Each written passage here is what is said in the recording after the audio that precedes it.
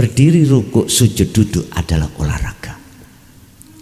Sampean takoki nangoni para dokter, geraknya kita rukuk, geraknya kita duduk, sujud, itu ada nilai plus miturut kesehatan. Dengke sampai di situ. Udah. Yang kedua, ajaran Rasulullah yang tidak pernah, bahkan nyun sewu pernah tapi tersimpan rapi, tidak pernah saya katakan. Mulai zaman sak ba'dani Sayyidina Ali sampai tahun 2014 iki disingitkan apa? Disembunyikan. Apa? Huwaladzi arsala rasulahu bil huda wa dinil haq aidinut tauhid. Itulah ajaran hakikat supaya bisa nuju makrifat. Itu pendidikan sistem peradaban untuk ruh, bukan jasad loh Pak ya. Nek jasad itu adalah sistem ilmu syariat, kalau ruh itu ilmu hakikat. Yang terkenal adalah dinut tauhid, agama yang bertauhid, agama yang mengesahkan Allah, mengesahkan hidup itu. Lah, beliau ini Pak ya, memegang dinul haq itu ibarat laksana memegang bara api. Tatkala digegem rapet panasnya luar biasa, artinya disampaikan, bayuh yang berkomentar ahli kitab, dzalika dzalalatun, itu sesat. Lah gitu toh. Yas'alunaka anir ruh, dasarnya itu.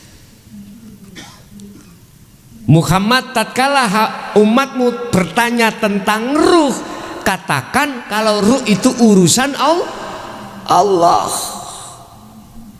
Akhirnya mereka jadikan sebagai dalil, siapapun yang membahas tentang ruh itu sesat.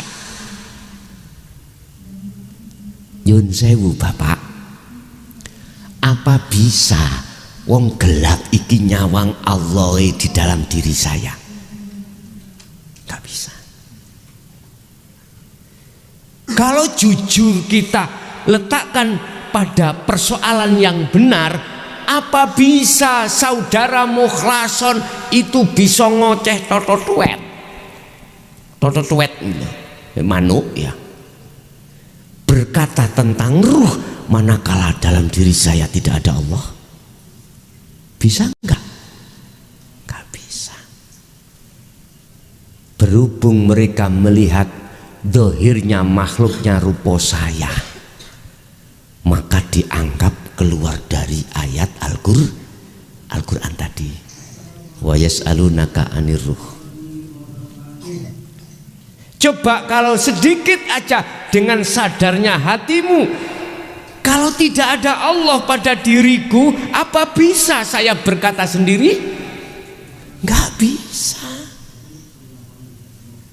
Hanya mereka yang sudah didudukkan Allah di teranglah akan bisa melihat dengan nyata sesungguhnya yang mengajarkan ini, sesungguhnya yang bertausiah ini, sesungguhnya yang menjabarkan ajaran dinut tauhid tentang ruh ini adalah Allah subhanahu. Bal yusyahiduna annal fa'ila huwallahu ta'ala. Tanda-tanda orang yang sudah duduk di sini dikatakan di dalam kitab Hikam adalah orang yang sudah makrifat. Wa ammal arifuna la yarawna li anfusihim syai'an. Adapun orang-orang yang dikatakan orang yang sudah sampai pada Allah dan jagatnya hati ini sudah terang, dia tidak punya satu iman dan keyakinan atau mengakui kalau dirinya yang bertausiah, kalau dirinya yang sholat, kalau dirinya yang melakukan segala hal apapun. Bal yusyahiduna annal fa'il wallahu ta'ala. Balik di dalam hati panjenengan itu mengukuhkan, mengimani, meyakini yang berperan itu Allah subhanahu wa ta'ala. Itu persoalannya. Pohon yang rindang di sini sudah lebar atau sudah musnah. Akhirnya kosong loh Pak. Kula jenengan antara kula jenengan ini kosong toh. Gini iki. Ya ini. Dan ini ada di dalam diri kita dan di luar kita. Dan ini juga ada di awal dan akhir persoalan apapun. Terus pemantapannya nanti bagaimana? Engko disik gampang. Kita bicara tentang ini dulu. Yes. Allah katakan di dalam surah Al-Imran tadi, apabila kau mengikuti Muhammad tidak hanya di syariatnya tapi juga di hakikatnya, maka yuhibbukumullah. Terus ayat tadi, yuhibbukumullah, Allah akan menjadikan kau sebagai kekasihnya.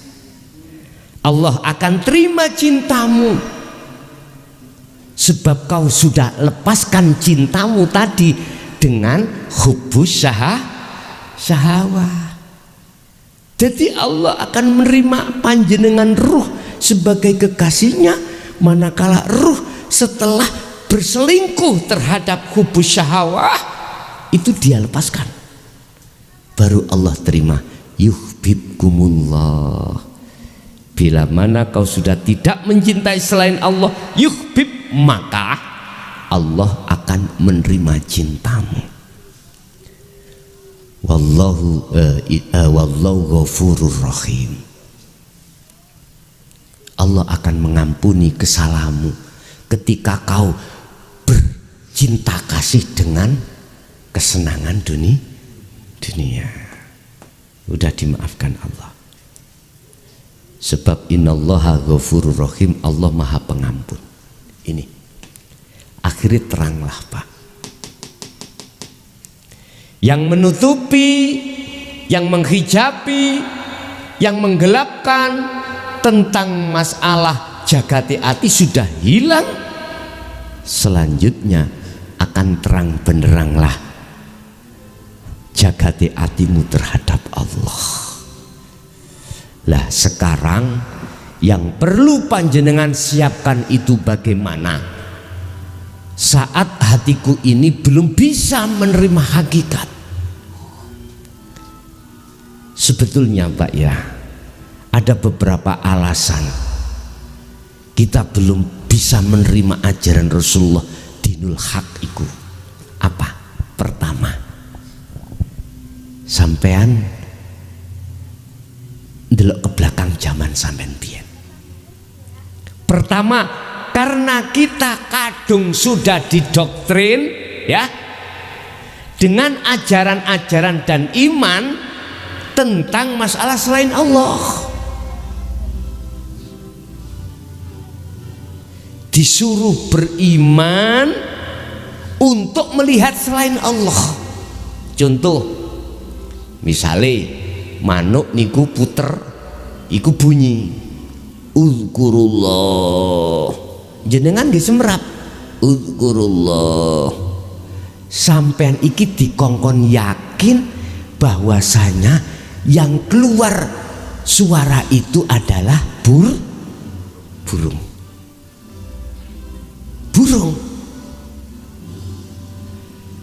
Sampai wis kadung didoktrin untuk beriman terhadap selain Allah.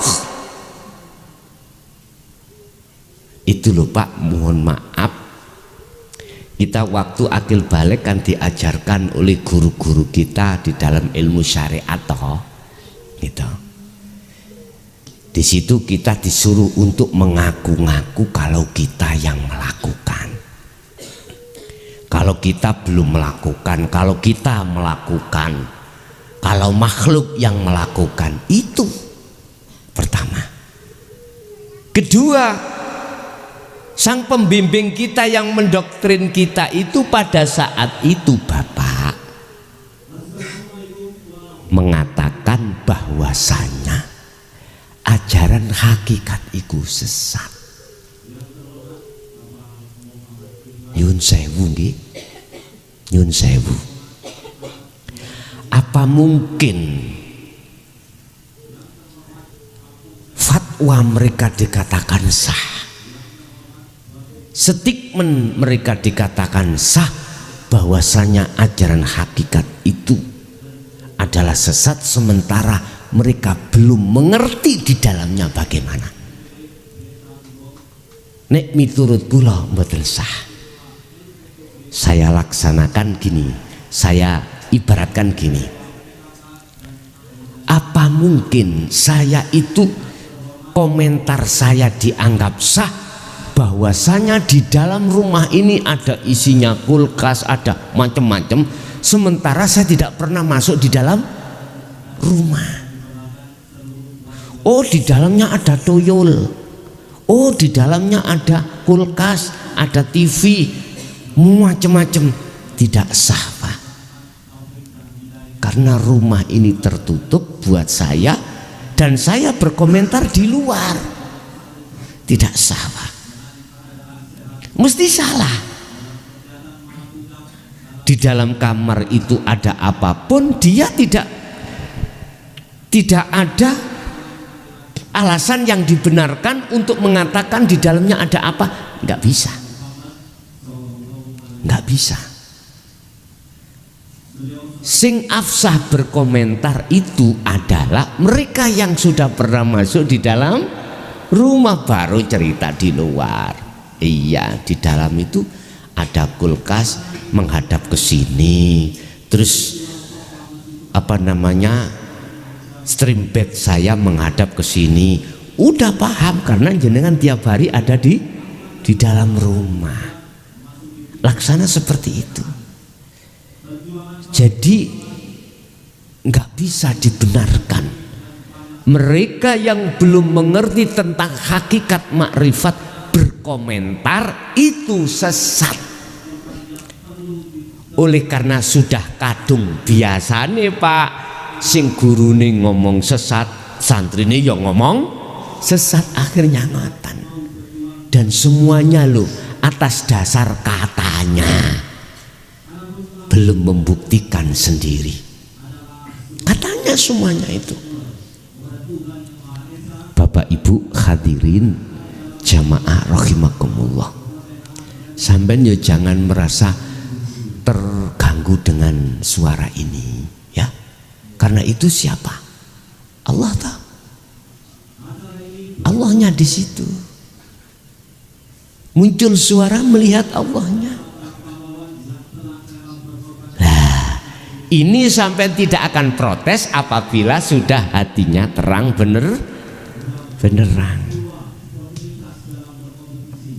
Bapak Ibu hadirin, kalau kita bicara bagaimana caranya kita membongkar yang namanya pohon sudah bersemayam di sini, pertama ikuti Rasulullah, jadikan gurumu, jadikanlah Muhammad itu sebagai gurumu yang membimbing tentang hukum hakikat. Setelah hukum hakikat jenengan terima, pasti di situ ada petunjuk dari guru mang.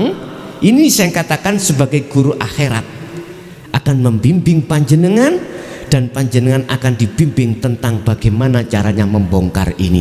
Otomatis tidak terlepas dari zikir. Itu caranya untuk membongkar. Surat Al-Ahzab Allah katakan, ya ayyuhalladzina amanu dzkurullaha dzikron katsiran. Bila mana kau ingin membongkar ini, membongkar pohon hubus syahwah di dalam hatimu, maka perbanyaklah kau zikir. Zikir yang bagaimana yang ku maksud untuk bisa membongkar ini? Bukan zikir jahri, bukan zikir sirri, harus zikir sirul asrar dan fana'u dzikri ini. Ini nanti yang akan kujelaskan untuk pemantapan bagi panjenengan yang sudah hatinya itu walaupun tidak terang, yang jelas sudah kau robohkan tapi belum kau keluarkan. Bapak Ibu hadirin, saya berpesan terhadap yang masih gelap sampai sekarang, lebih-lebih yang belum mengenal tentang tauhid yang la ilaha illa anta dan ana, dulu sudah mengenal tentang tauhid la ilaha illallah dan la ilaha illahuwa. Secara zahri dzikir jahri niki di dalam hukum syariat diterangkan afdhalu dzikri fa'lam annahu la ilaha illallah. Masuklah kau di dunia thariqah akan diajarkan dzikir huwa, mengikuti napas keluar masuk, atau dzikir khafi atau dzikir sirri. Hati disuruh untuk mengatakan Allahu Allahu Allahu Allah. Tapi ingat, ini tidak akan bisa memukul mundur ini, tidak akan pernah bisa membongkar pohon-pohon hubus syahwah di dalam hati kita, nggak akan pernah bisa. Nanti Anda akan masuk di dalam zikir sirul asrar, barulah itu akan sedikit demi sedikit membongkar pohon-pohon yang menjadikan gelapnya hati kita pada Allah. Bagaimana? Oke, Bapak Ibu, ini untuk pemantapan khusus kangge jenengan yang sudah berjalan zikir sirul asrornya. Apa itu? Wis, anta itu kamu. Cuman bahasa Arab anta, bahasa Indonesia adalah kamu. Ketika saya berbicara terhadap seseorang bahasa kamu di depan kita atau jauh di depan, berarti itulah Allah sudah dekat pada kita. Dikarenakan apa? Dikarenakan kita itu melakukan zikir. Muhammad wadhkur isma rabbika bukratan wa asila wa minal laili fasjud lahu wasabbih lailan tawilan. Pagi, siang, sore, malam Muhammad, sibukkanlah hatimu hanya mengingat padaku. Mengingat. Urusan jasad kamu makan, urusan jasadmu minum, urusan jasadmu merokok, bekerja, urusan jasadmu itu campur dengan anak dan istri, silahkan.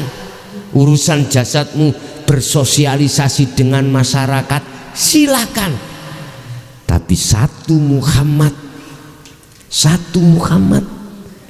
pegang teguh tali Allah, pegang teguh zikir. Jadikanlah fasilitas tadinya itu yang kuhadapkan terhadapmu sebagai batu loncatan untuk mengingatku. Temui aku di situ. Jenengan makan, ingat kamu. Aku mandi, ingat kamu. Lagu ini sinten niku? Wonten lho Pak, lagu pop niku. Maggie Jet. Pop kok prasaku lo biyen muklas adi oh nggih estri kok, estri nggih. Nggih. Memorine dibuka maneh lagu niku. Hah, loh. Sebab Allah itu yo gak ning masjid tok, Pak. Gak ning pengimaman tok, ndak. Kan Allah sudah katakan fa aina ma tuwallu fa thamma wajhullah. Dimanapun kau beraktivitas jasadmu, dimanapun kau menghadapi kondisi apapun jasadmu, di situ ada wajahku, ada wajahku. Oleh karena hati panjenengan itu sudah gempur niki pohon iki, maka yang nyata itu bukan makhluknya, bagi hatimu, yang nyata itu adalah Allah. Wis, kalau anta itu dekat Pak, iki proses jenengan dzikir sirul asrar.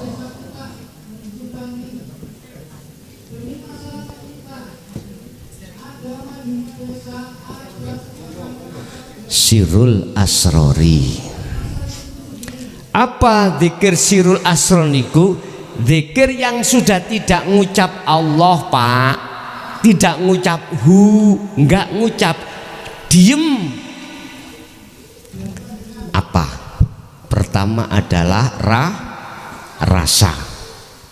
Setelah rasa, melihat atau nyata. Yang ketiga adalah menyatakan.